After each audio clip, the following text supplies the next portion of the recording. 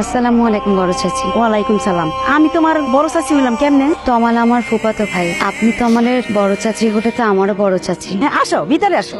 আমিও তোমায় ডাকছি। ঠিক আছে চলো।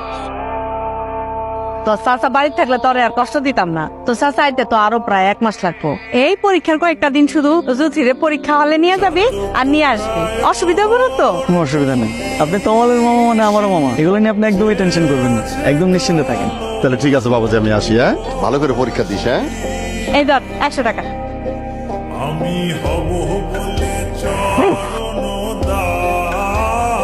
তুই যে কি করস না, কয়বার মানুষ এরকম কেউ ভয় দেখায়? এই আমি তোর লাগে পানি নিয়ে আসতেছি, দাঁড়া তুই। চাচি, তোমার বাঁচতে পোলাপান হলো কবে থেকে?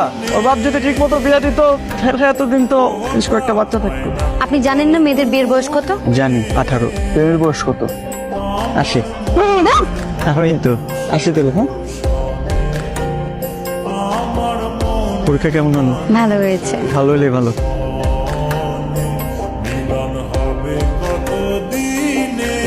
আসসালামু আলাইকুম।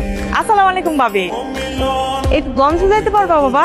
গঞ্জে কোনো সমস্যা চাচি? আরে না, সমস্যা না। ওই যে জুতির কিছু জরুরি জিনিসপত্র লাগতো, ওই একটু গঞ্জে যাইতে চাইতেছে। মাইয়া মানুষ একলা একলা কেমনে পাঠায় বলো? না না, একদমই না। মায়া মানুষ একা কেন গঞ্জে যাবে? আমি আছি না, আমি নিয়ে যাবো জ্যোতিতে, কোনো সমস্যা নেই, টেনশন করে না। তোমার কি কি যেন কেনাকাটা বাকি ছিল? কিছুই না, বাসা থেকে মিথ্যে কথা বলে বের হয়েছি তোমার সাথে করবো বলে। সত্যি?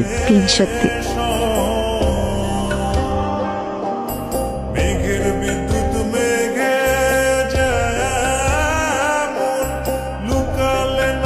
আপনার না কালকে বললাম আমার পরীক্ষা নাই আজকে। ও, ভুলে গেছিলাম। বললি আসতো দেখি, ফুল তো তোমার জন্য আনতে চাচ্ছি, নাও। তোর তো লাগাই আসিস।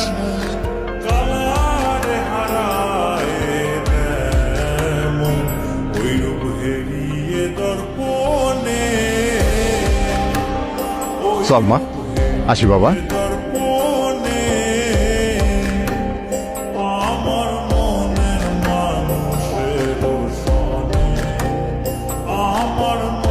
অনেক দেখতে ইচ্ছে করতেছিল, কিন্তু তুমি হুট করে আসলা যে। আর আমি তো তোমার না দেখে বেশি দিন থাকতে পারিনি।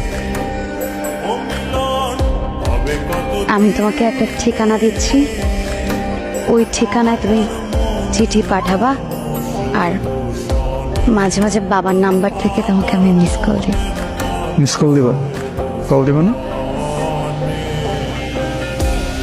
এখন যাও, কেউ দেখে ফেললে খবর আছে।